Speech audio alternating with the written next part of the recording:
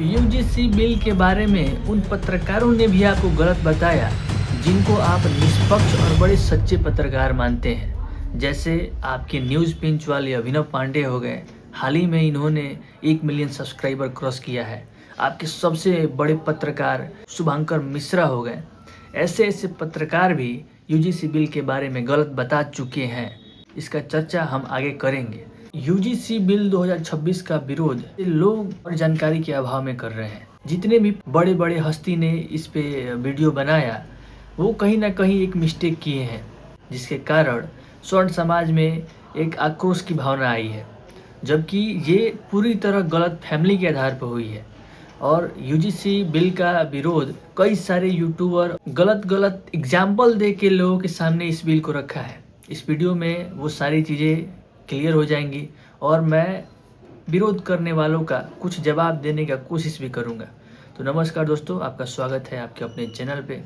सबसे पहले बात ये करते हैं, यूजीसी बिल के विरोध में ये देखा जा रहा है कि स्वर्ण समाज के कई लोगों ने मोदी जी को जाति के नाम पे टारगेट किया। सोचिए, इस देश में एक प्रधानमंत्री आज जाति के घेरे में घिरा हुआ है और लोग उन पे कमेंट कर रहे हैं तेली तेली कहकर। मतलब यूँ कहे तो कई स्वर्ण समाज के लोगों ने अपने ट्विटर पे लिखा कि हमारे पूर्वज कहा करते थे कि तेली का मुंह, तेली का फेस नहीं देखना चाहिए।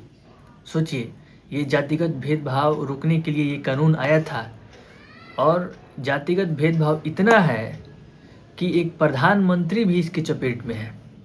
अब दूसरी बात करते हैं, कई लोग जैसे कि आप बात कर लीजिए मनीष कश्यप, उन्होंने बयान दिया यूजीसी बिल का विरोध करते हुए कि मान लीजिए किसी स्वर्ण समाज के लड़की को कोई SC/ST का लड़का प्रपोज करता है, तो अगर वो प्रपोज एक्सेप्ट नहीं करती है, रिजेक्ट कर देती है, तो इस मामले में भी अगर वो केस कर दिया तब तो लड़की का कैरियर गया। ये तो अत्याचार है। मतलब भैया मनीष कश्यप इतने ज्ञानी चंद हैं कि इनको ये नहीं पता है कि महिलाओं के संरक्षण के लिए SC/ST और OBC से सबसे ज़्यादा कानून बना है, और महिलाओं के संरक्षण में जो भी कानून है वो कोई टुटफुटिया कानून नहीं है।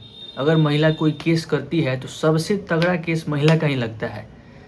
मान लीजिए कि अगर जैसे मनीष का सब बताया वैसी घटना हो रहा है, तो ये भी मान लीजिए कि अगर वो लड़की छेड़खानी का केस कर दी तो तब तो उसका भी कैरियर गया, सामने वाले का भी। ये बात भी तो है। तो ये पूरी तरह से गलत तरीके से एक एग्जाम्पल दे के इस कानून का विरोध किया जा रहा है, जबकि इस कानून का विरोध करने का कोई तर्क भी नहीं बनता है। ये चीज़ हम आपको आगे ज़रूर बताएंगे। दूसरी बात, एक नेता है सारण के जो ये कह रहे हैं कि भैया SC/ST वाले पीड़ित में OBC को भी शामिल कर लिया, जबकि OBC पे ही सबसे ज़्यादा SC/ST का केस लगता है। हम नहीं कहा कि ST/SC के लोग के अधिकार ना मिले के चाहिए। OBC के अगर ST/SC के मुकदमा अगर सबसे ज्यादा अगर भइल बा तो OBC के लोग पे भइल बा, यादव समाज पे भइल बा। सबसे ज्यादा मुकदमा अगर बिहार में भइल बा तो यादव समाज पे भइल बा। उनके कहने का मतलब है कि OBC ही सबसे ज्यादा जातिवाद करता है SC/ST के विरुद्ध।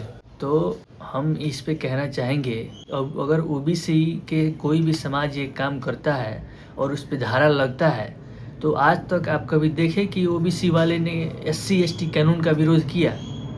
कहीं नहीं देखे हुए कि OBC उठ के आया और बोला कि SC/ST कानून बंद करो।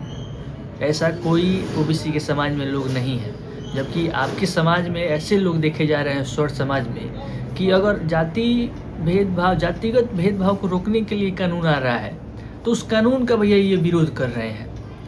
और आपको बता दें, ये जो बड़े बड़े पत्रकार हैं, शुभंकर मिश्रा, न्यूज़ पिंच के अभिनव पांडे, इन लोगों ने भी इस यूजीसी 2026 बिल का विरोध करते हुए ये कहा है, तर्क ये दिया है कि मान लीजिए कि किसी स्वर्ण समाज के किसी लड़के को कोई SC/ST या OBC का लड़का ये बात बोलता है कि भाई तुम तो सुदामा कोटी में आते हो, शुरू से भीख मांग के खाए हो, तो इसका उपाय कहीं नहीं है। लेकिन अगर जनरल कैटेगरी के बच्चे को कोई ये कहे कि तुम तो सुदामा कोटा वाले हो, तुम्हारे पूर्वज तो मांग करके खाते थे, उसके पास ये विकल्प नहीं है कि वो कहाँ शिकायत करे। जबकि सच्चाई ये है कि ये लोग गलत बता रहे हैं। यूजीसी 2026 के रूल में क्लियरली लिखा हुआ है कि भाई अनुसूचित जाति, अनुसूचित जनजाति, पिछड़े वर्ग और आर्थिक रूप से पिछड़े वर्ग के साथ अगर कोई भेदभाव होता है तो वो केस कर सकता है। मतलब क्लियरली कहे तो आर्थिक रूप से पिछड़े वर्ग में ही आते हैं ईडब्ल्यूएस, और ईडब्ल्यूएस में केवल स्वर्ण समाज यानी जनरल कैटेगरी के लोग हैं। तो भैया केस करने का अधिकार तो जनरल कैटेगरी को ही इसमें दिया गया है, जनरल कैटेगरी को भी दिया गया है, फिर भी ये लोग विरोध कर रहे हैं।